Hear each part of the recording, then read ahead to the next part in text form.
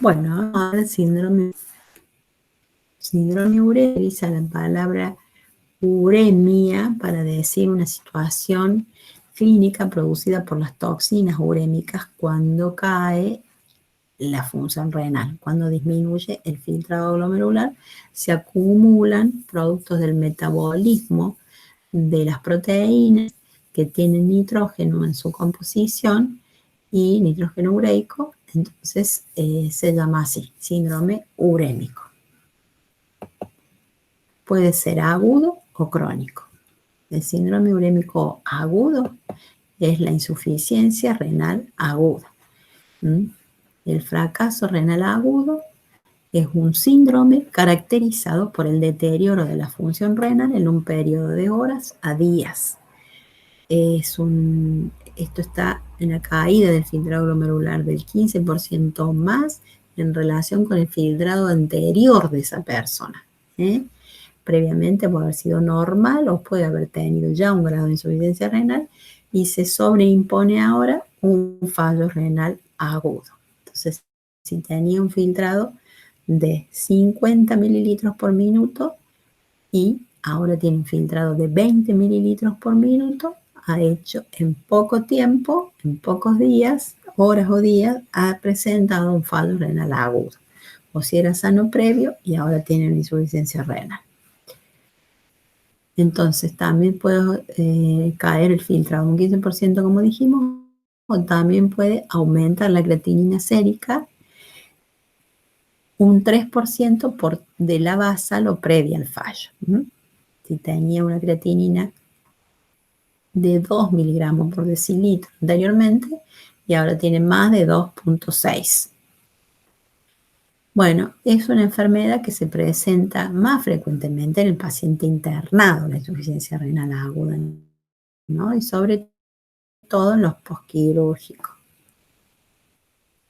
Y tiene una mortalidad importante por las comorbilidades, las complicaciones. Muchas veces la insuficiencia renal aguda es una complicación de otras enfermedades. Tiene un curso clínico que lo podemos separar en varias etapas. La fase oligúrica, que corresponde a la instalación del síndrome, y a una etapa de meseta, que es donde se enferman los túbulos renales y no pueden concentrar ni diluir la orina, se obstruyen y se deja de filtrar los glomérulos. Después, cuando se recuperan esas células que se regeneran, empieza la fase diurética, pero tampoco puede concentrar bien. Es una fase de poliuria, entre osmótica y que se destapan los túbulos con los detritus, es una fase diurética. Luego viene la fase de recuperación, cuando esas células ya están en condiciones de concentrar la orina. Por lo general, digamos, la mejoría ocurre más o menos en 2 a 3 semanas, pero se considera que puede recuperarse aún hasta 3 a 6 meses, incluso se espera alguna mejoría de este fallo. Este score, que se llama RIFLE, es un score diagnóstico y pronóstico que se hace para el fracaso renal agudo, que RIFLE son las primeras letras, o sea, es una sigla compuesta por las iniciales de riesgo, injuria, fallo, LOS, que sería pérdida, y enfermedad renal crónica, en donde tiene en cuenta criterios de filtrado, como es la creatinina, o criterios de flujo, como es el volumen de orina. Entonces, para decir que hay un riesgo de fallo renal agudo, cuando la creatinina aumenta 1,5, incrementa en eso, o el filtrado cae más de un 25%. O si me guío por el flujo urinario, que el flujo urinario es menor de 0,5 mililitros kilo hora en las últimas 6 horas. En cambio, hay injuria cuando el filtrado glomerular cayó más del 50%. O el flujo urinario es menor a 0,5 mililitros kilo hora en las últimas 12 horas. Digo que hay fallo cuando la creatinina aumentó 3 veces o disminuyó el filtrado más del 75%, o en criterio de flujo cuando orino menos de 0.3 mililitros kilo hora en las últimas 24 horas o hay anuria de 12 horas. Y digo que hay pérdida cuando hay un fracaso renal, una insuficiencia renal persistente con una pérdida de la función renal de más de 4 semanas. Y digo que ya está instalado el estadio terminal cuando esto dura más de 3 meses. Riesgo, injuria, fallo, pérdida y enfermedad renal instalada. Y esta es la fisiopatogenia. ¿Cómo se obstruye en la célula? Hay una inflamación, una lesión intrarrenal, que puede ser también tubular o endotelial. Esto hace que esta injuria endotelial hay una vasoconstricción con una congestión vascular y una médula renal que está hipóxica. A su vez, esta vasoconstricción reduce el filtrado glomerular, llevando una reducción del filtrado glomerular. El flujo plasmático renal con la reducción del filtrado glomerular. Y esta injuria tubular más la hipoxia persistente en la médula hace que se produzca una obstrucción en los túbulos. Acá tenemos un dibujito, un esquema de la célula de los túbulos con su ribete en cepillo. Y en esta separación entre célula y célula, se produce obstrucción en la luz de los túbulos. Algunas células mueren por apoptosis, una muerte programada, limpia, sin inflamación, y otras con gran inflamación y ocupación de detritus en la luz tubular que obstruyen las uniones intercelulares de tal modo que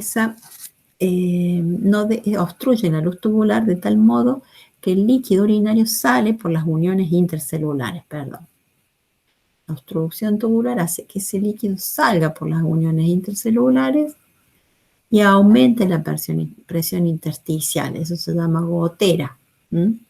Aumenta la presión intersticial y que eso comprime más todavía la luz tubular. Entonces se perpetúa la obstrucción tubular. Hasta que esto no se limpie y se regenere en las células tubulares, no se va a desobstruir.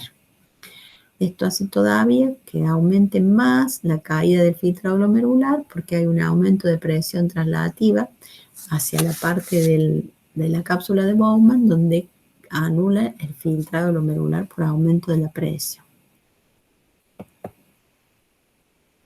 Acá vemos una microscopía de los túbulos en un caso de fallo renal agudo. Estos serían los túbulos. Aquí vemos cómo se ve la membrana basal completamente pelada. Acá se ven algunas células completamente peladas. Acá se ve un túbulo con un cilindro en su interior, un cilindro celular en su interior. Acá se ven los detritus, se ve la membrana basal y estas células muertas, destruidas ahí adentro, que son los que forman los tapones dentro de la luz tubular y hacen que aumente la presión en las uniones intercelulares. Sale, ahí vemos células, sale el líquido hacia el intersticio aquí, donde aumenta el edema intersticial y comprime más la túbulo. Bien, las características del síndrome urémico agudo: la oliguria, la sobrecarga, el aumento de los productos nitrogenados, la acidosis metabólica, la hiperpotasemia, hipermagnesemia, hipocalcemia, hiperfosfatemia, disnatremia, anemia y coagulopatía. De todas estas son compartidas con el síndrome urémico crónico, pero las más evidentes en el agudo son la oliguria, la sobrecarga hídrica, el aumento de los nitrogenados, la acidosis metabólica y la hiperpotasemia. La insuficiencia renal aguda puede ser prerrenal, cuando el riñón está hipoperfundido y funciona bien, ya sea por insuficiencia cardíaca o por shock hipovolémico. Renal, cuando el problema está en el riñón, ahí donde vivimos nosotros, en esa barrera de filtración, que puede ser por una necrosis tubular aguda, que se enferman los túbulos, ya sea isquémica o nefrotóxica, como en el caso de nefrotóxicos como antibióticos, drogas, o por enfermedad intersticial, finalmente inmunológica en el 10%, o por glomerulonefritis en el 5%. O por renal cuando es por obstrucción. A la salida tiene que ser de los dos uréteres, ya sea por cánceres, tumores, pelvis congelada, o a la salida de la vejiga a nivel de la uretra. Si es a nivel bajo, va a ser única, pero si es alto, tiene que ser bilateral. Los índices para diagnóstico diferencial, saber cuándo se trata de una insuficiencia renal prerrenal versus una renal. La porrenal se debe descartar con una ecografía, ver que no hay obstrucción o con el tacto rectal para ver si hay un aumento del tamaño de la próstata. También se puede descartar colocando una sonda vesical y viendo si viene orina. Si viene orina, está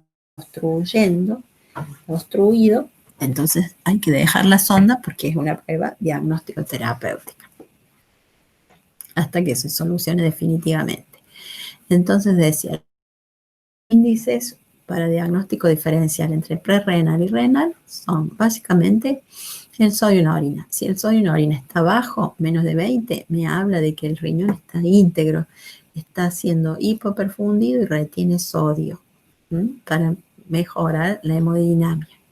En cambio, si es más de 40, quiere decir que la falla está en el riñón.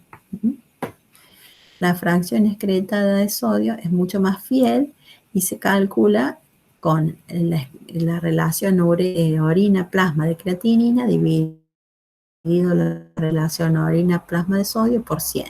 Si es menos del 1%, se trata de prerrenal. Si es más del 1%, es renal. Aquí dice 3, muchos dicen 3. Hoy hay nuevos marcadores para definir el daño renal, como la cistatina C, la beta-2 microglobulina, la NGAL, la KIN1, las interleuquinas, la nefrina en orina, la estrina en orina. Estas marcadores, digamos, hoy en día ya se están haciendo, hace un tiempo eran todavía de experimentación, pero ya se están haciendo. Pasa que son un poquito costosos algunos de ellos, pero NGAL o interleuquina 1. Y lo que tiene es que son precoces, por eso son útiles. Situaciones que generan por ejemplo, el volumen intravascular en presencia de una deshidratación, hemorragia, tercer espacio, la misma poliuria, o sea, la pancreatitis, las grandes quemaduras y alteraciones de la resistencia vascular, como el shock séptico o anafiláctico, donde hay una gran vasodilatación. Se dice que aumenta el continente y se tiene que diluir el contenido. Queda una gran vasodilatación. Y cuando hay descenso del volumen sistólico, como por ejemplo el shock cardiogénico, el tromboembolismo pulmonar agudo, arritmias, taponamiento, insuficiencia cardíaca congestiva, el uso de la presión expiratoria positiva al final de la expiración, PIP, cuando el paciente está con respirador, las valvulopatías, alteraciones vasomotoras renales, lo que producen los AINES, que inhiben la síntesis de prostaglandina, sobre todo las vasodilatadoras que son beneficiosas a nivel renal, predominan leucotrienos, las vasoconstrictoras con isquemia renal, el síndrome hepatorenal y los inhibidores de la enzima convertidora y de los receptores de angiotensina. En la insuficiencia renal aguda, el riñón va a ser de tamaño normal a la ecografía y va a tener una hiperecogenicidad y puede llegar a presentarse córtico medular. El síndrome urémico crónico, hoy en día se tiene el concepto de enfermedad renal crónica, no de insuficiencia. Y es el daño renal que tiene más de 3 meses y se lo define como anomalías estructurales del riñón con filtrado glomerular disminuido o normal. Y esas manifestaciones pueden ser anatomopatológicas o marcadores de daño renal como anomalías sanguíneas o urinarias o exámenes por imágenes. Por ejemplo, encontrar una poliquistosis en una ecografía, una hematuria glomerular en un análisis de laboratorio, una creatinina elevada, una proteinuria, una biopsia que me muestra que hay una glomerulonefritis. Todo ese tipo de manifestaciones de imágenes de anatomía patológica de laboratorio clínicas me hablan de una enfermedad renal crónica cuando lleva más de 3 meses. Los estadios, de acuerdo al filtrado, se van a clasificar en más de 90 mililitros por minuto, normal o aumentado. Entre 60 y 89 se dice que el estadio es un fracaso renal crónico leve, entre 30 y 59 moderado, entre 15 y 29 severo, y menos de 15 mililitros se habla de un fallo renal que ya requiere sustitución, tratamiento de sustitución renal. ¿Cómo medimos ese filtrado? Bueno, hoy en día se ha visto que hay tablas. Anteriormente decíamos que la inulina era el mejor, lo seguimos diciendo, porque es un marcador endógeno, porque es un marcador que se inyecta, perdón, y que solamente se filtra. Entonces medíamos para estimar el filtrado glomerular, hacemos el crimen de inulina. Buscando algún marcador endógeno que no haya que inyectarlo, tenemos, por ejemplo, la creatinina, pero ¿qué pasa? La creatinina se filtra y después se secreta en los túbulos. Tenemos la urea se filtra, pero después se reabsorbe en los túbulos. Entonces una sobreestima, otra infraestima el filtrado glomerular real. Pero durante años lo que se ha usado, más parecido a la inulina, ha sido la creatinina. Se puede guiar uno por el valor de creatinina en sangre, que lo normal es de 1 miligramo por decilitro. Y puede uno calcular un clearance con la fórmula O por V sobre P, juntando orina de un periodo de tiempo, expresado en lo que dice aquí O, sería la concentración en miligramos por decilitro de la creatinina en orina, por el volumen minuto, que es recolectar toda la orina en esa fracción de tiempo y dividirla por los minutos. Entonces se expresa en mililitros por minuto ahí. Y abajo la concentración de la sustancia en plasma, porque al final de la creatinina en plasma, porque al final del periodo de recolección de orina se debe de producir una extracción de sangre.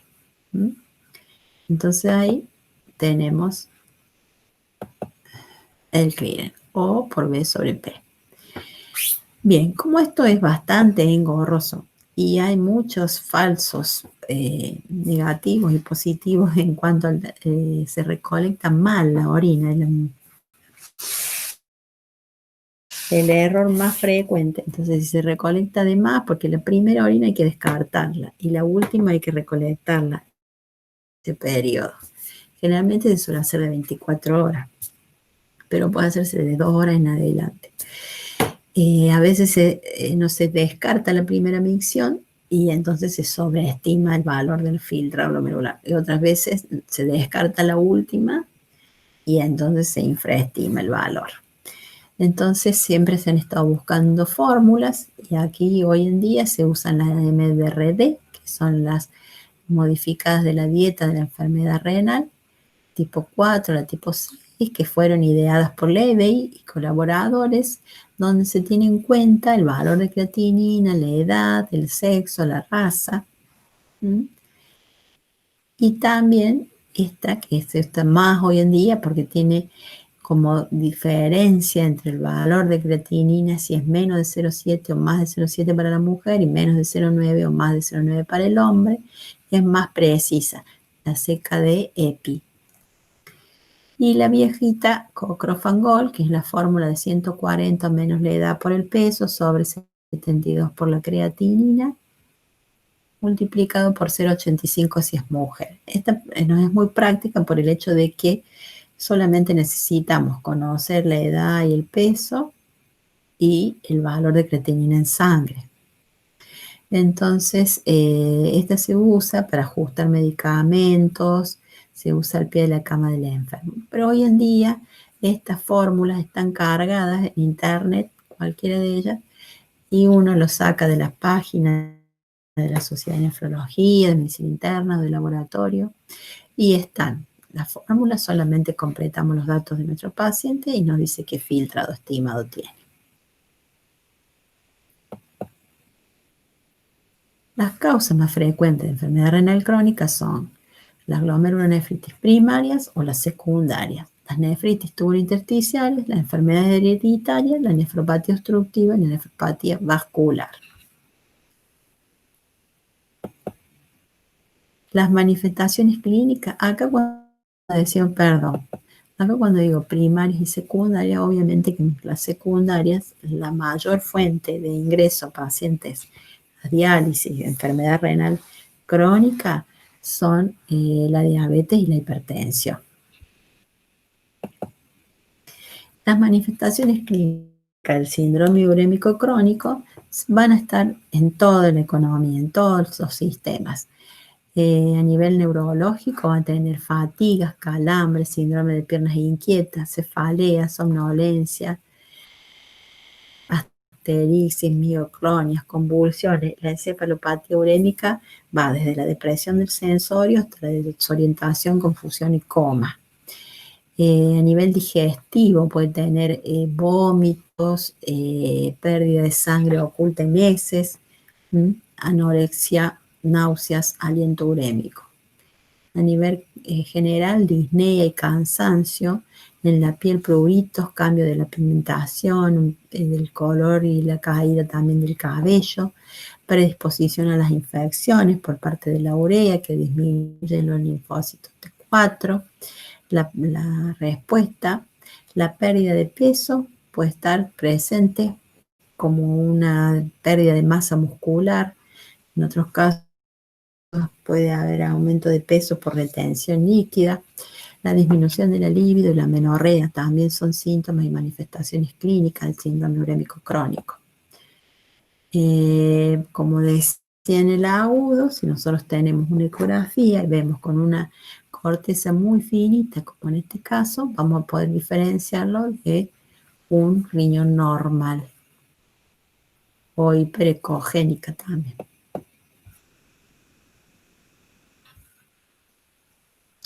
Riñón de tamaño normal es agudo, riñón disminuido de tamaño crónico. Acá tenemos una tomografía donde se ven estos riñones y estos riñones. Miren ustedes la diferencia, ¿no? Completamente esclerosados, disminuidos de tamaño.